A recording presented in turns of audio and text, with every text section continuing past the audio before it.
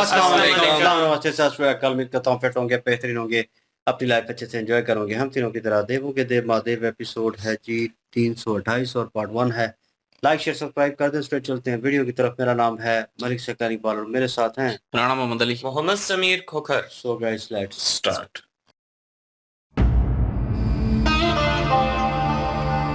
ना ही मैं कभी तुमसे पृथक था और ना ही हो सकता। भले ही तुम्हें स्वप्न अकेले देखने पड़े, किंतु उन्हें पूरा करने ही तुम सदैव उपस्थित रहो।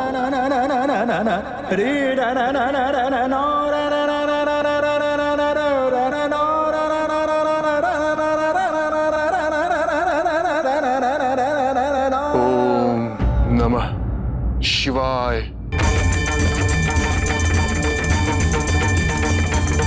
ओम नमः शिवाय।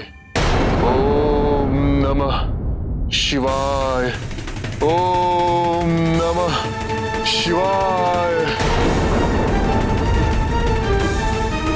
ओम नमः शिवाय।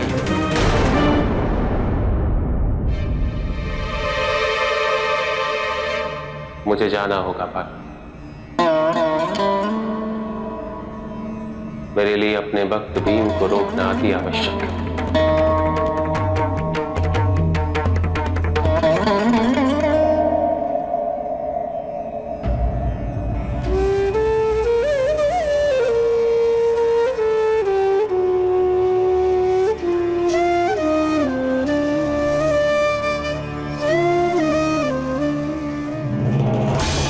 रक्षा कीजिए गुरुदेव, रक्षा कीजिए।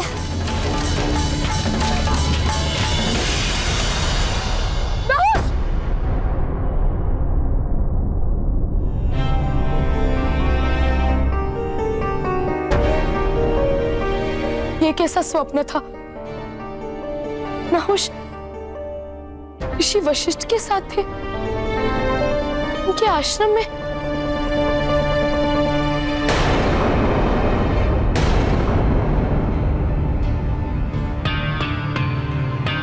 नहीं,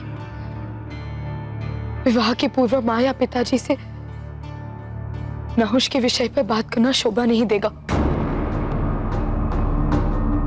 क्या कहेंगे हम उनसे?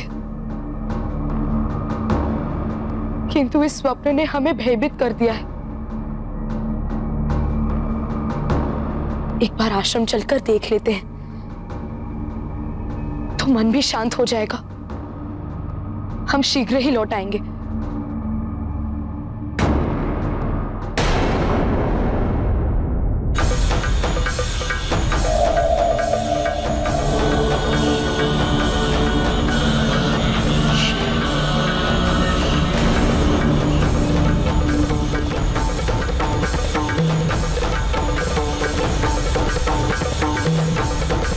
भीम,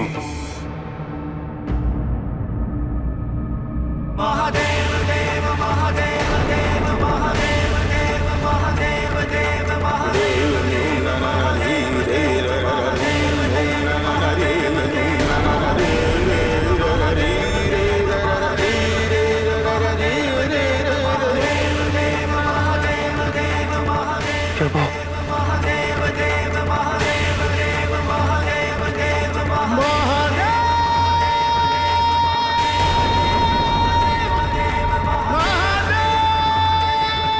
ये क्या करने जा रहे थे तुम? आपके दर्शन की अभिलाषा थी, किंतु आपके दर्शन नहीं हो पाए, तो मैंने सोचा फिर इन नेत्रों की क्या आवश्यकता। यदि मैं आपको नहीं देख सकता हूं तो मैं इस संसार को भी नहीं देखूंगा। और तुम इसे भक्ति कहते?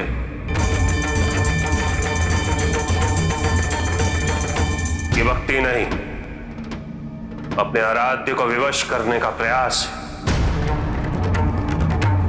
उसे प्रसन्न करने का नहीं। हठ है ये, जो मुझे कभी स्वीकार नहीं। किंतु प्रभु, दशानन ने अपने 9 शीश काटकर भी तो हठ ही किया था ना, और आपने उसे अपना सबसे महान भक्त होने का वरदान दिया था। पर प्रभु, मुझसे ऐसी क्या भूल हो गई कि आप कुपित हो गए?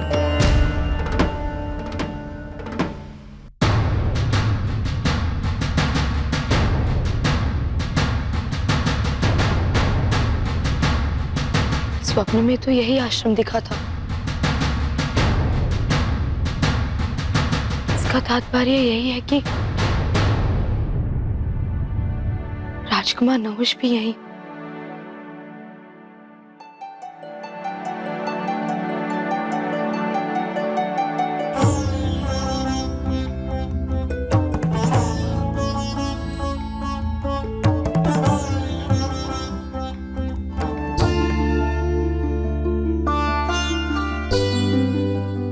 नहुष,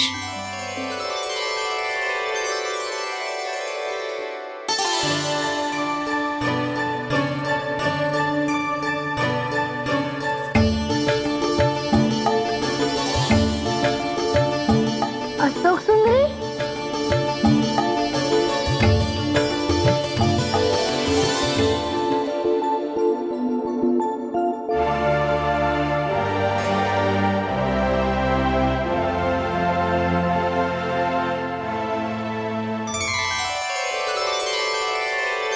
अशोक सुंदरी, तुम्हें मित्र गणेश ने बताया होगा कि मैं यहाँ हूँ। गणेश ने? वो मिलने आया था आपसे? वो भवन की खोज में निकला है ना, और तुम्हारे बड़े भैया कार्तिकेय भी थे। नहीं, गणेश ने तो हमें नहीं बताया। तो फिर तुम यहाँ कैसे? हमें आभास हो गया था कि आप यहाँ हैं, किंतु आप यहाँ कैसे? अपनी शिक्षा पूरी करने हेतु आया हूँ। महर्षि वशिष्ठ मेरे गुरु है। जानती हो, इतने ज्ञानी हैं, यदि मुझसे कोई भी भूल हो तो क्रोधित नहीं होते। मुझे तो पुत्र के समान प्रेम करते हैं।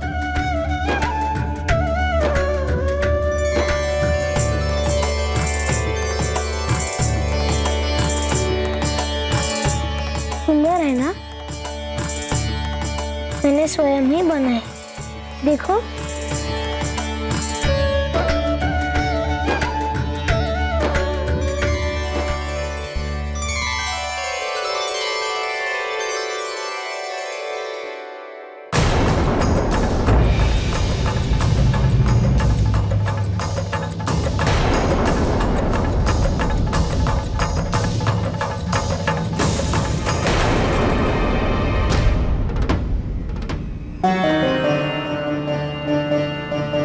तुम्हारी भूल ये है कि तुम भक्ति को समझ ही नहीं पाए। भक्ति का कोई संक्षिप्त मार्ग नहीं होता भीम।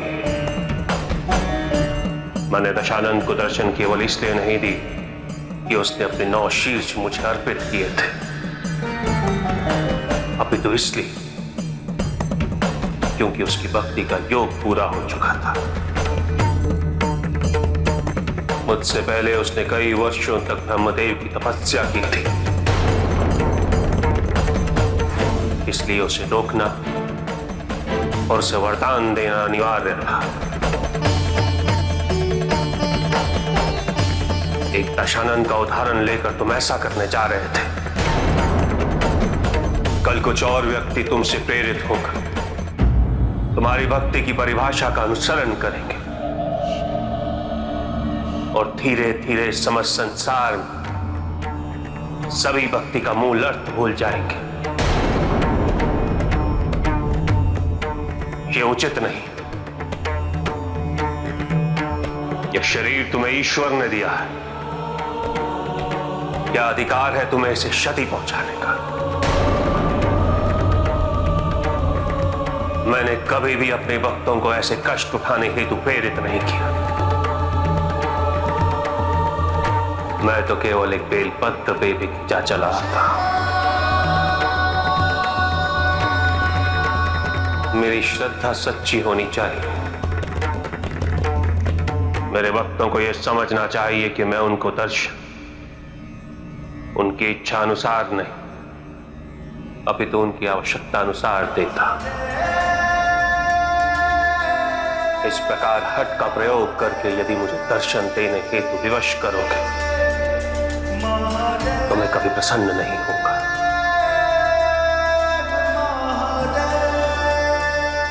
मुझसे भूल हो गई प्रभु।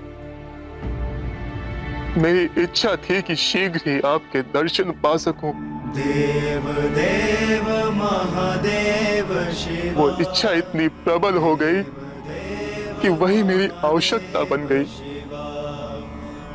मुझसे प्रतीक्षा नहीं हो रही थी प्रभु, मैं अधीर हो गया था। क्षमा कर दीजिए प्रभु। मुझे इस बात का तनिक भी बोध नहीं था कि आपके प्रति मेरी भक्ति का कैसा अनुपयुक्त उदाहरण स्थापित करने जा रहा था मैं। मुझे आपसे कोई वरदान नहीं चाहिए था, केवल आपके दर्शन करना चाहता था मैं।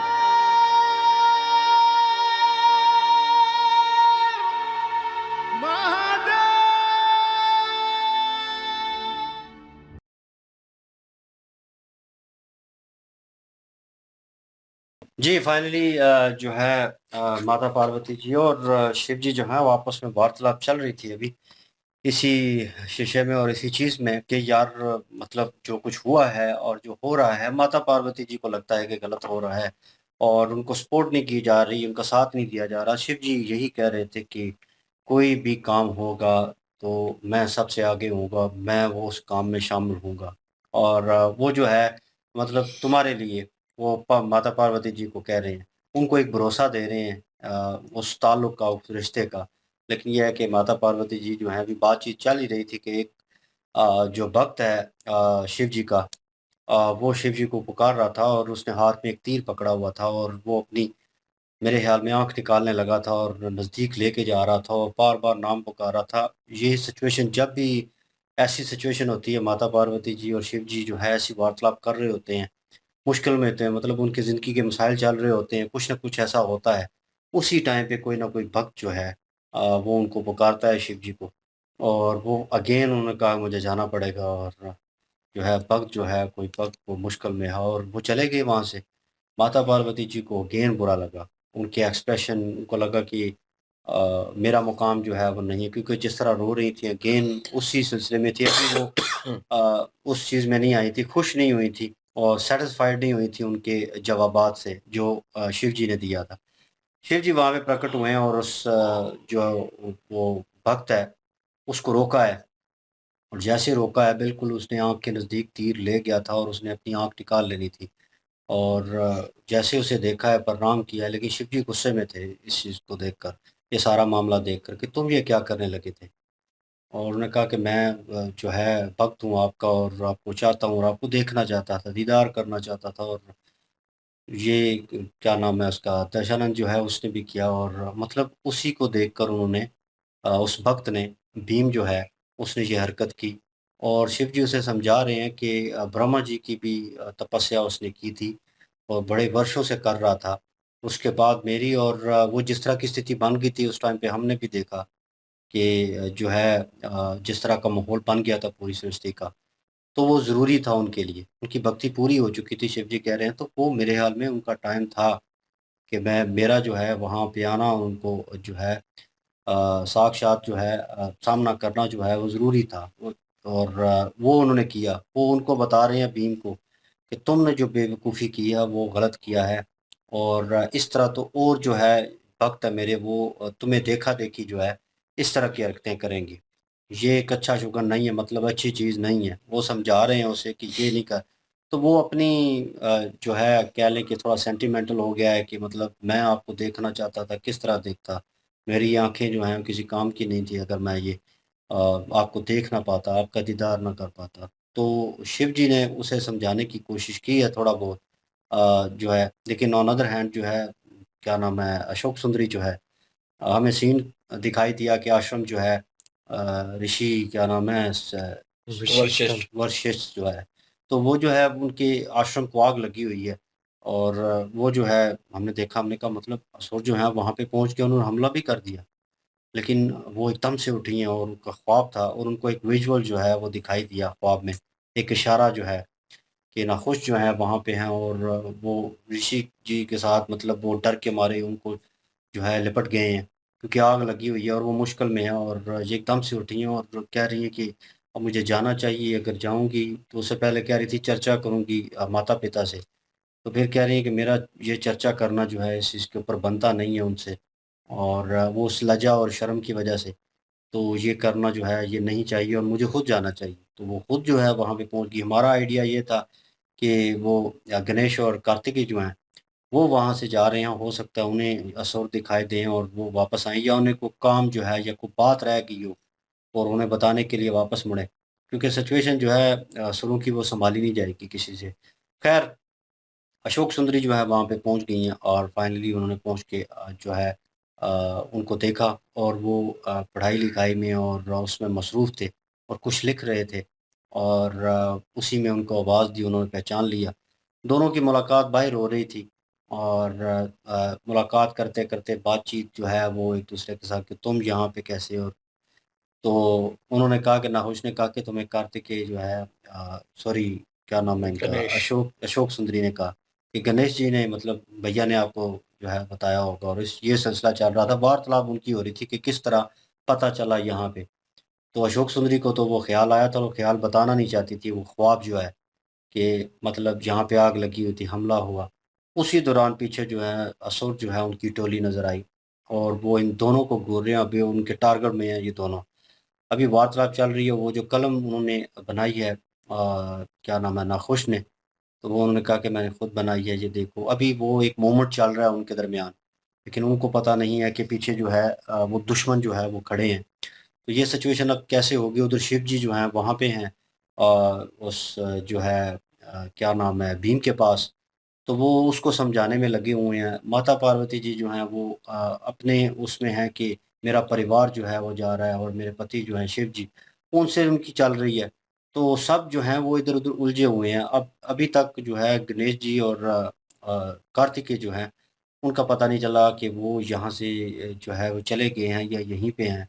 क्योंकि अब रोकेंगे, किस तरह रोकेंगे? हो सकता है अशोक सुंदरी जो हैं, उनको डिफेंड करें, उनके पास भी पावर्स हों। लेट्स सी, देखते हैं क्या होता है।